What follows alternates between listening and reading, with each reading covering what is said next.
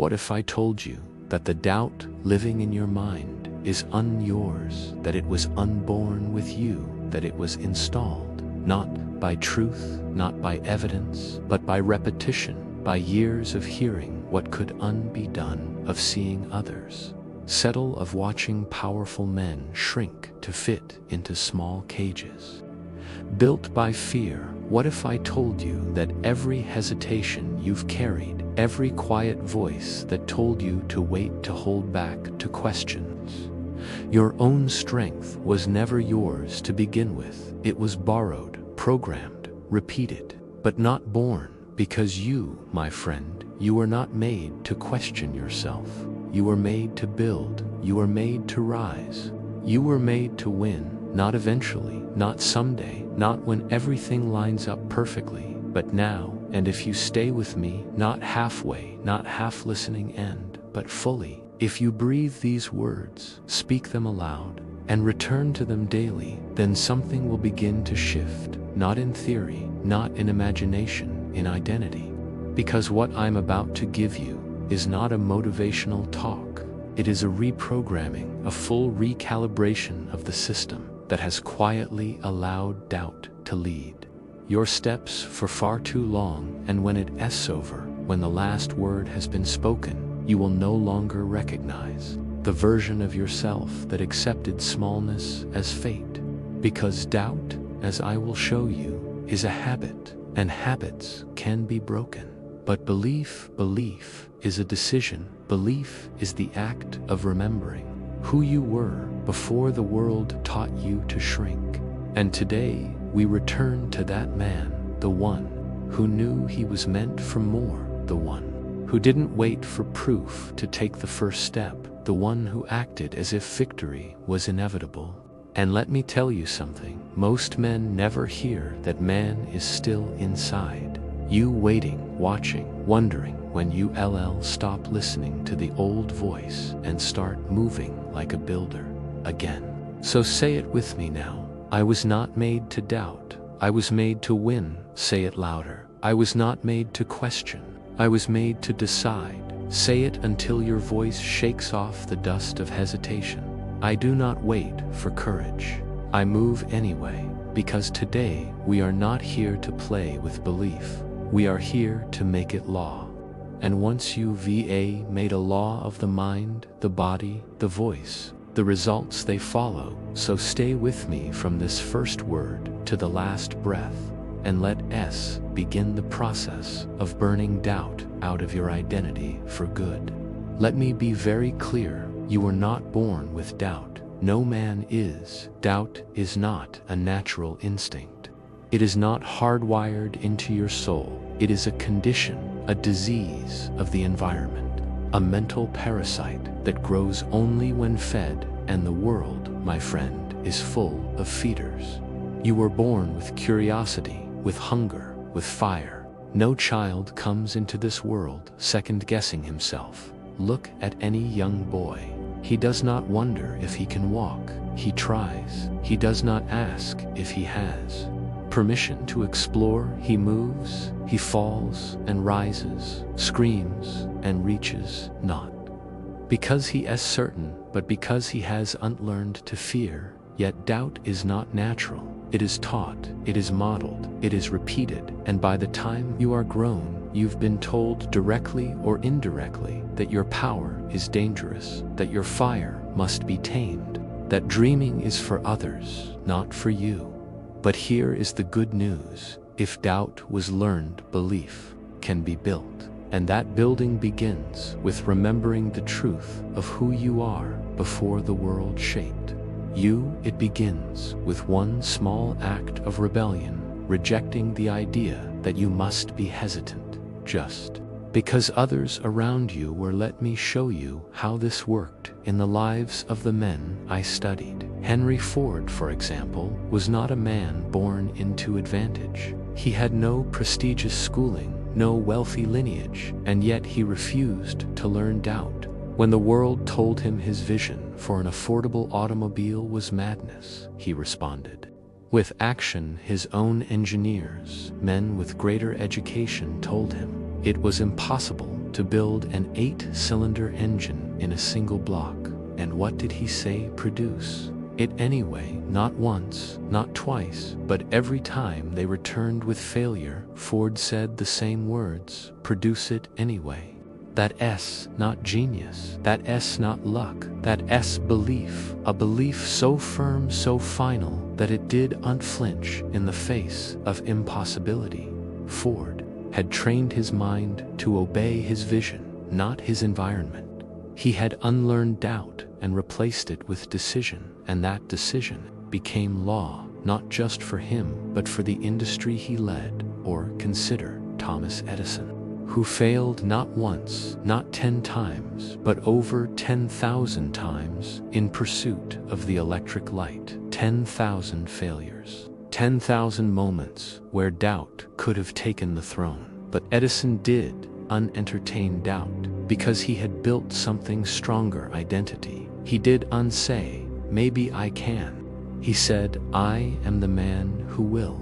And that identity became armor every time a test failed. He did uninternalize it. He moved forward because his belief was unrooted in evidence. It was rooted in repetition. He had told himself again and again that this would work, that he would work, that something would work, and so it did.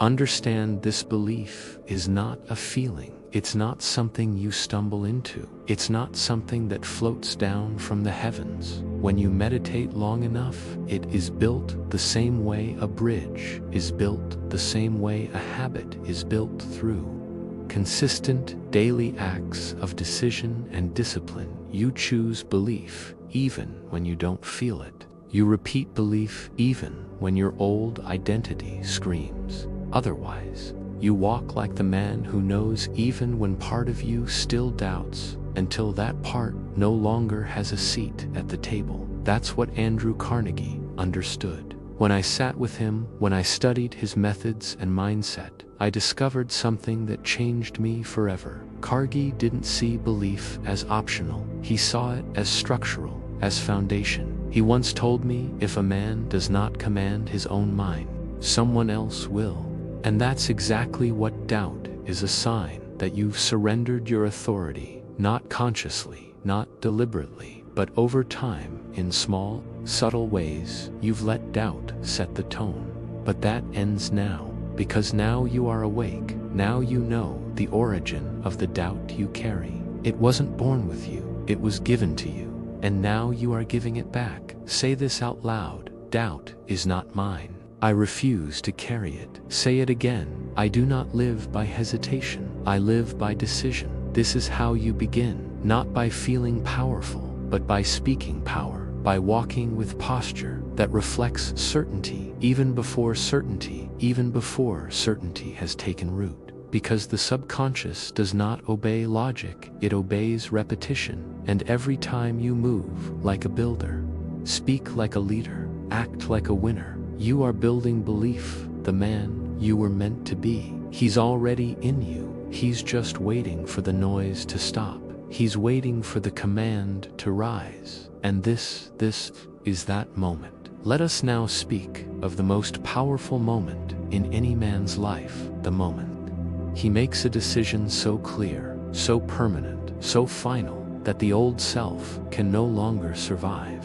Because here is a truth too many never realize. Identity is not discovered, it is decided. You do not stumble into greatness, you declare it. You do not wait to become confident, you decide that. From this moment forward, confidence will be your posture. You do not hope to one day become fearless, you decide to act even when afraid. And that very act rewrites the code, and that very act rewrites the code of who I rise. If it Abraham's wind is problem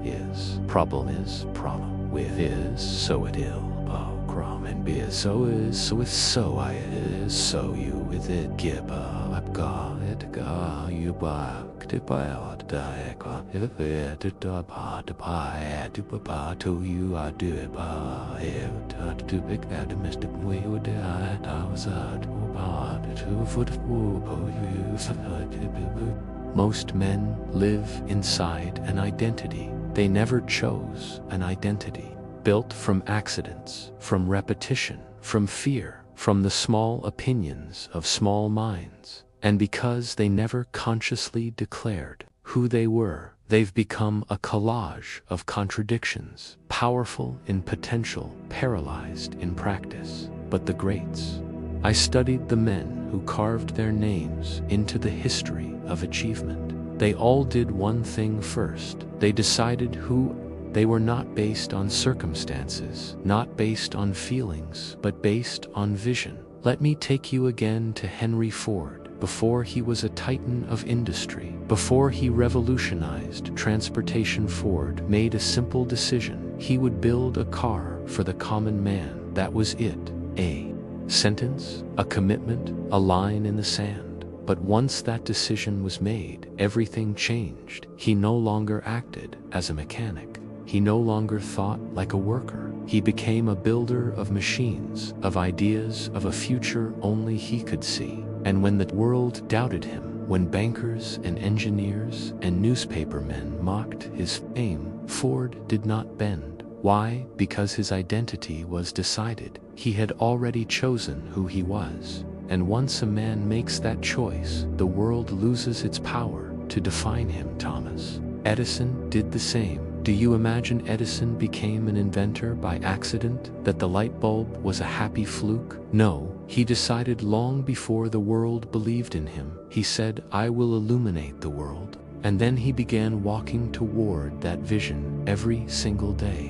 When others called him a fool, when failure visited him daily, when results did not arrive for years, he moved forward anyway because, in his mind, the result had already happened. He was simply catching up to it. Understand what I'm telling you. Results follow identity, not the other way around. If you believe that you must prove yourself before you can claim greatness, you've already lost. The men who rise are the men who decide to rise first in silence, first in solitude, first without evidence. Even Abraham Lincoln, a man who walked through war and turmoil, was not led by public opinion. He was led by decision. He did not need everyone to agree before he acted. He had already determined the value of freedom, the weight of unity, the dignity of mankind. And because that decision was final, fear could not break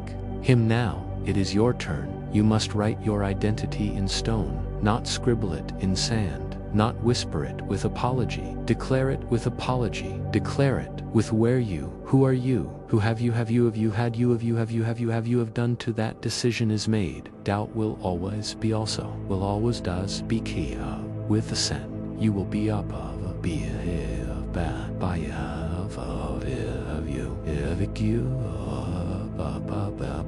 will equip with that, will take it, work apply. If I would buy you a hot dog, it we must pop it, go papa come, but I do it, I know what am I, but we would get if it would be by them, by and still would, but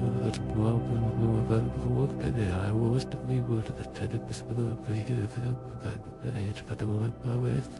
have a voice. You must say aloud, I am not a man of hesitation. I am a man of execution. I do not drift between identities. I have chosen one, and I walk in it. And do not say it once. Say it until your subconscious hears it so often, so clearly, that it accepts it as law. That is how belief becomes identity. That is how decision becomes destiny. Let me offer you a ritual, the same one I saw in the lives of Carnegie, Schwab, Ford, Edison. Each morning before the world speaks, you speak. You declare who you are. You speak your identity aloud, not with hope, but with authority. You write it, you repeat it, you move in alignment with it, even when you don't yet feel like it, because feeling will follow form. You must form. The identity and the emotion will rise to support it. Carnegie, used to say, a man's habits are simply his beliefs in motion, and what are habits but repeated actions born from a chosen identity? The man who sees himself as a king does not move like a servant. The man who has decided to lead does not wait for consensus. The man who knows he is meant to win does not flirt with doubt. He moves, and with every step his identity deepens until he becomes a force. So I ask you now, what have you been waiting to decide? What version of yourself have you postponed? What identity are you pretending is not yours to claim? Let that end here. Today you decide. You write the new name. You declare the new frame. You burn the bridges to the old self and never look back. Let this be the line. From this moment forward, you do not doubt. You decide, and the world, it adjusts. There is a moment in every man's journey where the greatest progress comes not from a new step forward, but from cutting off the way back. You see, movement without commitment is not progress. It is dabbling. It is dipping a toe into destiny, while keeping one foot anchored in doubt. But no empire was ever built by a man who kept a backup plan for mediocrity. No legacy was written by the one who kept the exit door open, just in case it got hard. The men I studied, Carnegie, Edison, Ford, Lincoln, they all understood a simple, sobering truth. If you leave the bridge standing, fear will always tempt you to cross it. The phrase, burn the boats, has become cliché, but it was not cliché for those who lived it. Let me take you to a true story. Hernán Cortés, the Spanish conquistador, landed on the shores of Mexico in 1519 with a handful of men to face an empire that vastly outnumbered him. And what did he do? Upon arrival, he burned the ships that brought them there, not because he was reckless, but because he understood human nature. When the mind believes there's a way out, it never fully commits to the way forward. And though I do not romanticize conquest, the principle remains timeless. You must destroy the exit if you want to force destiny to open the door ahead. This principle is not only true in war, it is true in your daily life. Henry Ford did not say, we'll try this automobile idea, and if it doesn't work, we'll go back to making carriages. He staked everything when he committed to the Model T. He shut down production of every other car his company was making, against the advice of his board, against the fear of his peers. He simplified, he streamlined, he focused, and in doing so, he created a revolution in manufacturing. Why? Because there was no retreat. Ford didn't seek comfort. He sought completion. Thomas Edison, too, had no plan B. When he set out to create a functioning light bulb, he faced more than 10,000 failures, but each attempt was made with the resolve of a man who had already sealed his fate. He once said, "I have not failed, I've just found 10,000 ways that won't work." That is not the voice of a man who left the door open to quit. That is the voice of a man who locked it, threw away the key, and set fire to the room behind him. Andrew Carnegie, as a young immigrant with nothing but a job in a telegraph office and a mind full of ambition, decided early that poverty would not have the final word. He did not pursue wealth as a wish. He pursued it as a necessity, not for greed, but for impact. He devoted himself to mastery of industry management, communication. When he committed to steel, he committed with everything. He was not dabbling, and because of that, he rose. What is your retreat? Be honest, is it the job you keep as a safety net, even though it dulls your soul? Is it the voice you silence because you fear what others will say? Is it the plan you never start because you keep telling yourself you'll do it when the timing is better? These are not strategies, these are shelters for fear. And as long as they exist, you will never walk with full power. You cannot act like you were meant to win if your energy is split between building and retreating. You must commit fully, and you must prove that commitment by eliminating the exits. It's easy to say, "I'm Alan." It's another thing to remove every other option. That's what the greats did. Abraham Lincoln did not entertain compromise when it came to preserving the Union. He knew the risks. He knew the cost. He knew that war would scar the nation. But he also knew that preserving the soul of America required conviction without loopholes. And so, with ink and blood, he wrote his stand into history. You must now do the same. Metaphorically and mentally burn the retreat. Let fear scream. Let doubt panic. Let the old self cry out in protest. But do not go back. Delete the maybe. Delete the someday. Delete the if this doesn't work. All those phrases are permission slips for failure. If you were meant to win, and I believe you were, then act like it by removing every option except victory. Even when it's slow, even when it's lonely, even when it's lonely, even when no one claps, especially then, because once you make the decision and seal it with action, something shifts. Your mind stops negotiating. Your energy stops scattering. Your spirit sharpens. And the world starts to bend. Say it aloud. There is no retreat. I have made my decision, and the door behind me is gone. I move with finality. I act without escape. These words must not be spoken once. They must be repeated daily until your body forgets what it felt like to doubt. This is not about drama, it's about discipline. Burning the bridge is not loud, it's not showy, it's the quiet decision you make before dawn that today again you will not run. And if you hold that line long enough, something incredible happens. Fear stops talking because it knows you're not listening anymore. There is a voice in every man's mind that determines the quality of his life long before the world ever lays a finger on him.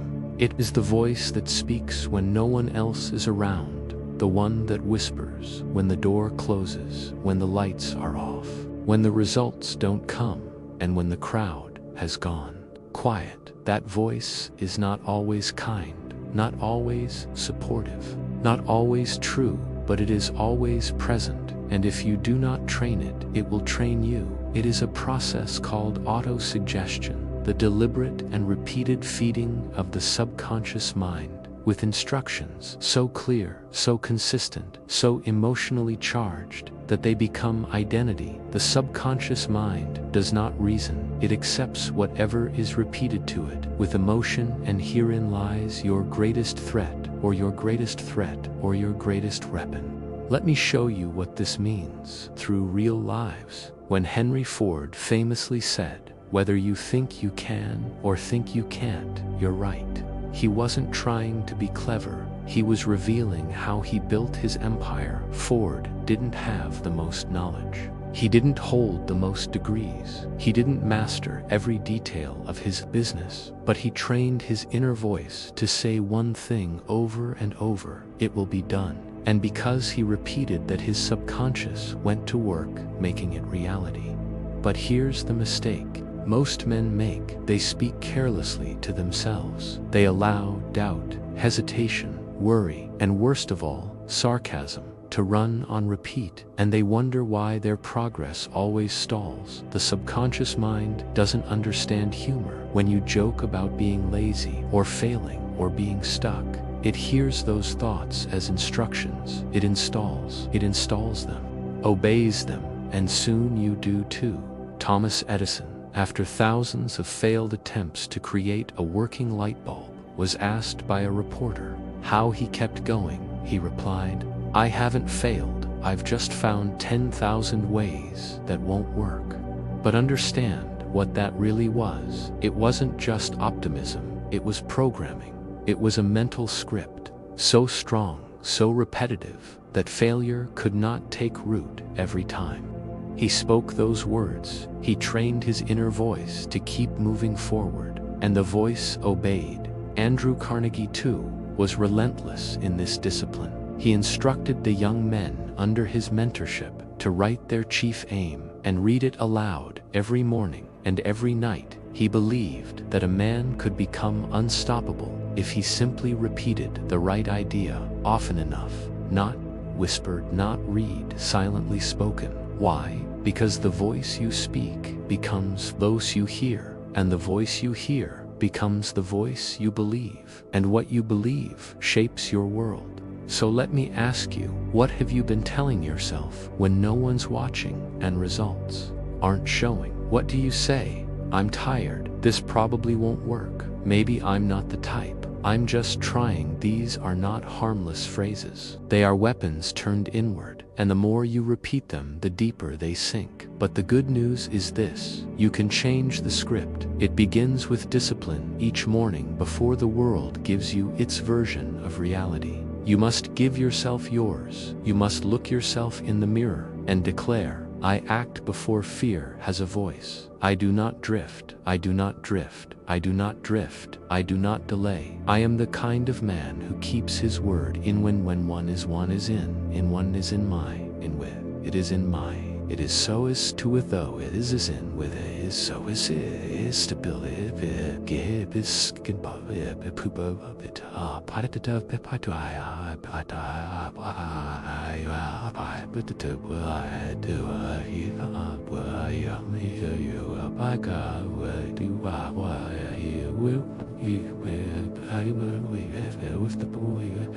and again at night, just before sleep, when the mind is soft, when the subconscious is open, you speak your aim, you speak your identity, you speak your next move. Why? Because the mind remembers what it hears last. This is not motivational fluff. This is neurological reality.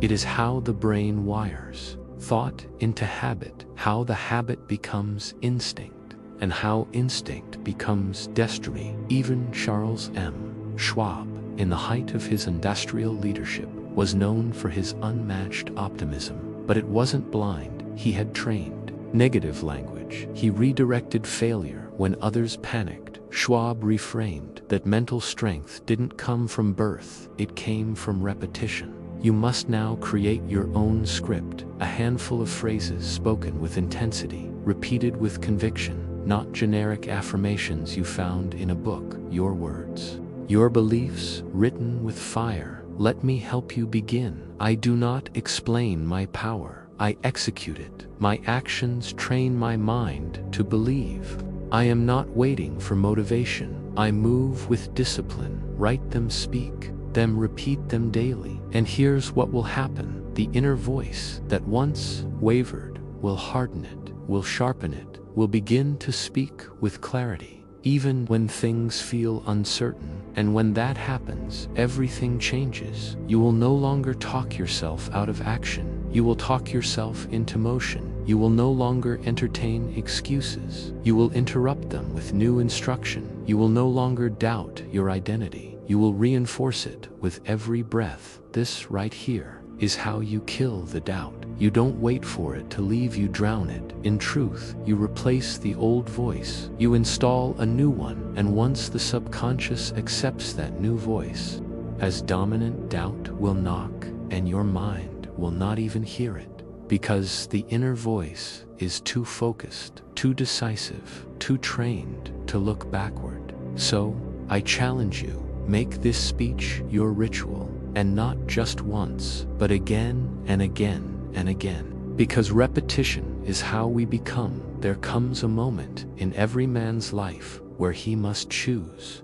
Will I follow how I feel, or will I follow what I've decided? Most men, without knowing it, live under the rule of emotion. They act when it feels good. They pause when it feels hard. They speak when they're confident. They hide when they're uncertain. And they wonder why their life never becomes what it was meant to be. But the builders, the producers, the titans of history, they lived by a different compass. They were not governed by moods, by opinion, or by fear disguised as logic. They moved by faith. They didn't wait to feel brave. They acted before courage arrived. They trusted what they decided more than what they felt. Let me explain. This clearly faith is not some mystical energy floating in the ether. Faith is a mental attitude, a muscle, a discipline. It is built like a wall, brick by brick, through repetition, decision,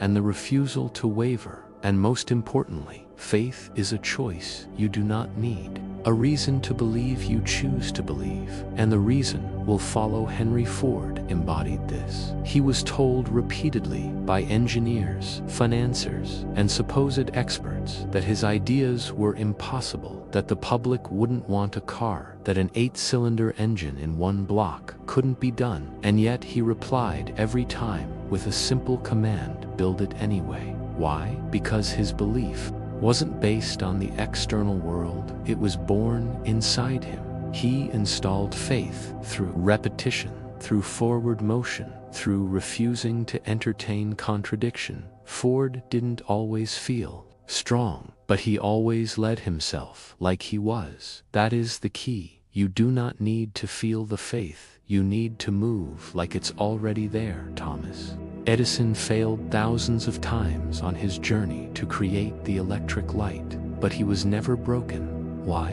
Because he had already decided that success was inevitable, and once that decision was installed, he no longer needed external validation. Each failure wasn't a sign to stop, it was evidence that progress was being made. That is what faith looks like, not emotion, but identity backed by action. Now let me speak plainly. Most men confuse emotion with guidance. They think that if something feels heavy, it's a sign they should stop. If it feels uncertain, they assume it's the wrong path.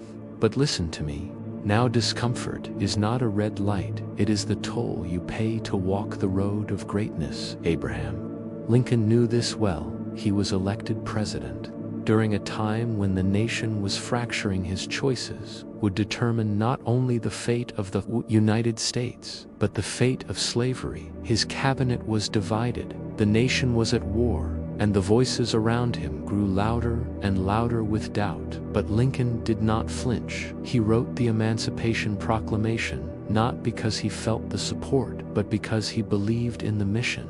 He moved on faith, not emotion, and that's what made him great. Emotion may feel real, but it lies often. It speaks in the language of the past. It echoes your old habits, your old identity, your old identity, your old identity, your old doubts. But faith speaks from the future. Faith speaks from the man you decided to become, not the man you used to be. That is why I empathize repetition so deeply, because repetition creates faith. The more you speak belief, the more you act from it, the more it becomes your default. And once it becomes your default, emotion loses its grip. So I ask you now, who is leading your life? Is it the man who acts on fire, on vision, on purpose? Or is it the man who waits until he feels good to make a move? You must make the decision. Today, I lead from faith, not from feeling. That means you show up even when you're tired. You speak truth even when your voice shakes. You follow through even when the results haven't yet arrived. Why? Because faith is not about evidence, it is about conviction. Let me give you a practical way to live this out. Every morning, declare your beliefs out loud, not what you feel, but what you choose to believe. I act before I feel ready. I am not a slave to emotion.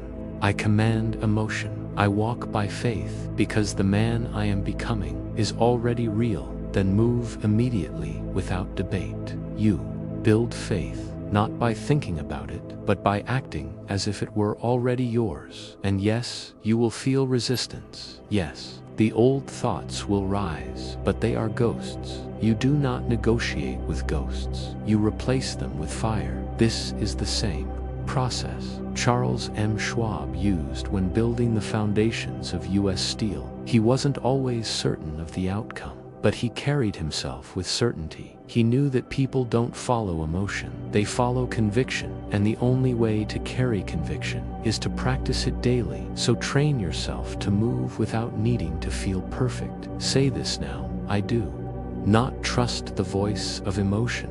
I trust the voice of purpose. I do not wait to feel powerful. I act until I am powerful. I lead myself. I do not follow the wind. Repeat these every morning. Let them take root. Let them replace the voice that once led you to pause. Let them become soundtrack of your actions. Because the man who leads from emotion will always be led by fear. But the man who leads with faith, he becomes unshakable. He becomes unstoppable. He becomes inevitable. Let us now continue to the next part. Because faith must always be matched with action, not random motion, but decisive execution. There is a law that governs all progress, and it is this: indecision is the seedbed of fear. It is not failure that paralyzes a man. It is not rejection. It is the simple refusal to choose. And I tell you plainly, no man who hesitates can ever lead himself. He will be led by circumstances, by emotions, by the opinions of others, by the inertia of yesterday's version of himself.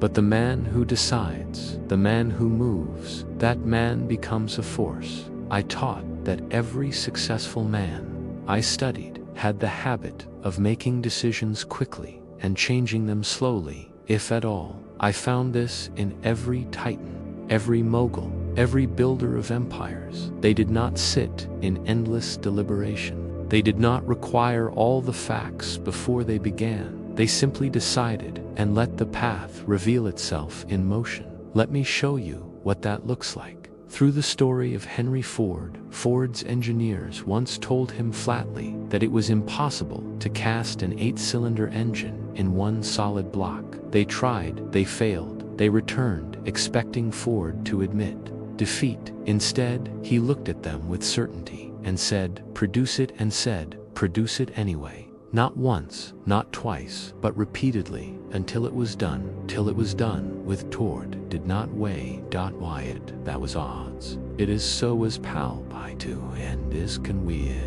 It is so is put is kim poek bu up we but to but I to you but to you at the go got to do you to go who I'm to done with you to we know you I said what me up we were what if you with it who you did die to die but if to reboot with the speed if I would if you with the time if no will if it do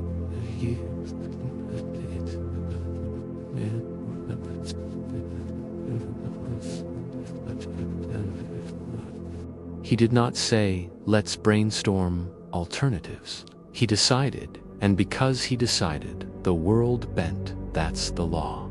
The world does not yield to the man who is clever. It yields to the man who is certain. Thomas Edison lived the same law. Imagine failing over 10,000 times. At anything, most men would have quit before 10. Most men would have doubted themselves. Most men would have asked for permission or waited for approval.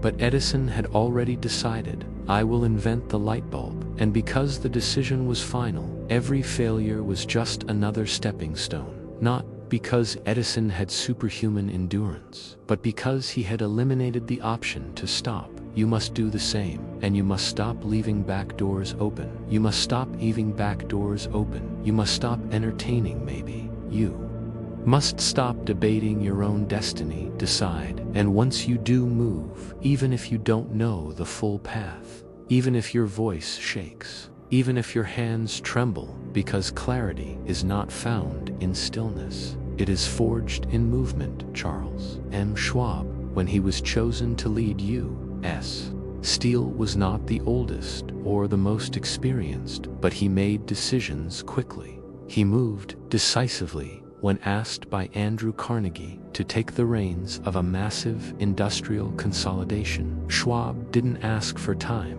He didn't form a committee. He said, yes, Jen figured out the details on the way. That's how momentum is built. You act, and the mind follows. You move and fear loses its grip. You execute and the subconscious begins to trust you. That's what most people never understand. Every time you hesitate, you tell your subconscious, I don't believe myself. But every time you act, even imperfectly, you reinforce the identity of a man who does what he says he will do. And soon your body, your posture, your thoughts, your very presence begin to reflect that new identity. So, I ask you now, what have you left undecided? What path have you delayed, waiting for more time, more clarity, more courage? And how much has that delay already cost you? Because indecision is not neutral, it is expensive. It robs you of time, of energy, of confidence, of opportunity. But you can shut the door on it right now. Say aloud, I do not wait, I do not hesitate, I do not consult fear. My movement is immediate. My word is law, that is not bravado, that is identity. You do not try, you declare. You do not ask, what if you say, this is the way? And when your mind resists as it will, you do not argue. You move. Action is your answer. Every day you delay is another day fear grows stronger. But every day you decide and follow through, you become more powerful than hesitation itself. Let me give you a simple framework. Make your decision quickly from a place of purpose, not emotion. Move immediately. Do something that confirms the decision. Refuse to reopen the decision unless new facts demand it, not new feelings. Reaffirm daily through repetition. I am a man who moves. I am a man who leads. I am a man who leads. I am a man who acts. That is how confidence is installed. That is how fear is removed. Not all at once, but in the daily habit of movement. Even Abraham Lincoln, in the darkest moments of the Civil War, acted. He did not have unanimous support. He did not have clear signs of victory, but he signed the Emancipation Proclamation because he had already decided that slavery must end and the Union must endure. And that's what gave him the strength to lead, not popularity and not consensus decision, final, immovable, sacred. And that same power is available to you now, but only if you're willing to shut the door on delay. Say it one more time. I decide quickly. I act without apology. I do not explain who I am. I demonstrate it now. Move. Pick the thing you've delayed. Make the call. Take the step. Close the loop. Because the man who moves first wins, and the man who wins is no longer afraid. Let us now go deeper into the next part. There comes a moment in every man's life when the voice of doubt must be silenced, not debated, not reasoned with, not rebutted, but killed, but killed, but killed, but killed, but kill it, but obeel, but be it, but and why is so, but if I is so bad, but I'm pay you better gill above I but to buy you I doubt I to ya to doubt I to you with what will to God to do what I come you with will back out by out with I do what you will I if you with it you would pay you softness, not with patience, but with the force of a man who has had enough, because doubt is not something you manage, it is something you starve, and you starve it with faith, with repetition, and with a fire so hot it burns the old version of yourself to ash. Understand, this first doubt is not truth, it is habit, a reflex. You've rehearsed so often, you began mistaking it for wisdom. But it was never your guide. It was never your protection. It was just fear, dressed up in more intelligent clothing. And if you don't name it for what it is, you'll keep calling it being realistic, thinking ahead, or protecting yourself, when what you're really doing is betraying the man you were born to be. You must decide now. Doubt dies here, not tomorrow, not gradually now. Let me show you how the great ones did it, if now. Now let me show you how the great ones did it. Abraham Lincoln, the man who held together a torn nation, did not live without fear. He was ridiculed, hated, attacked. He buried his own child during his presidency. He led in chaos, and yet he chose belief every single day. He repeated his purpose in silence. He wrote letters he never sent. He walked alone. But in those moments of solitude, he reaffirmed his mission, not with certainty in outcome, but with certainty in identity, that he was the man to carry this burden, that he must be Andrew. Carnegie, born into nothing, stood in a world run by titans, by giants. He had no pedigree, no special connections, but he carried one advantage: definiteness of purpose, and with it he drowned doubt in repetition. He wrote and spoke his chief aim daily, until the thought of failure simply didn't belong in his mental atmosphere anymore. That's not arrogance, that's mental discipline.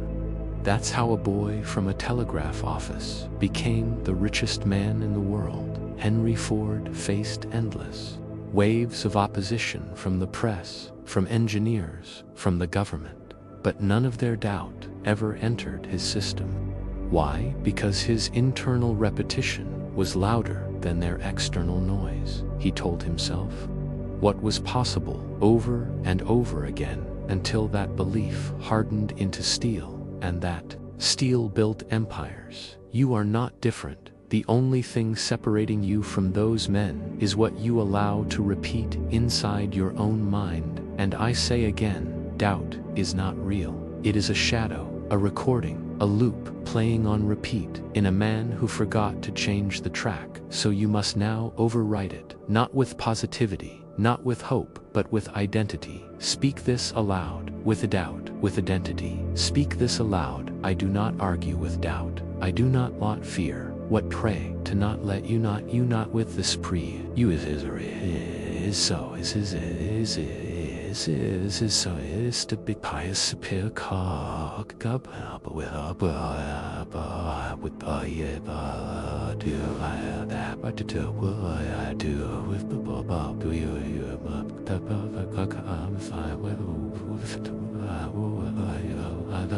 speak twice. I silence it with action. I do not shrink. I do not flinch. I do not rehearse weakness, because the more you rehearse belief, the more your nervous system adapts to that as normal. It doesn't matter how long you've doubted it. Doesn't matter how deep the rut is. Repetition rewires everything.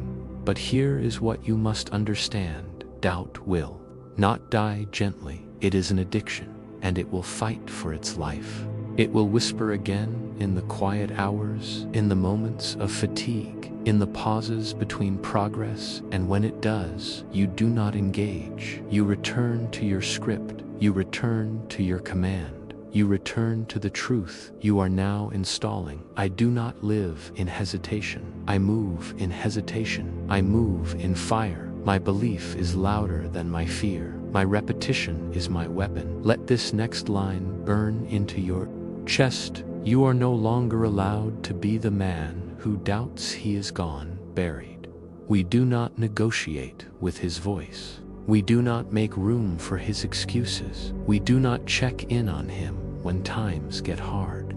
He had his turn, and he wasted it. Now it's your turn, and the man you've chosen to become, he walks differently. He doesn't need to feel ready. He moves because he said he would. He doesn't need to see the full plan. He trusts the law of motion. He doesn't fear failure because his identity is rooted in action, not outcome. So say it with finality. Now I do not need more time. I need more fire. I do not entertain doubt. I enforce belief. I do not delay. I dominate. Let your new identity be sealed through repetition, through daily decision, through the refusal to let the old voice breathe. This is your moment, not just to hear this speech, but to repeat it until it becomes your default, until your subconscious no longer recognizes the old you, until doubt doesn't know where to find you anymore. Because the man who wins, he doesn't need 1,000 answers. He just needs to know who he is and walk like it's already done. So walk and don't look back.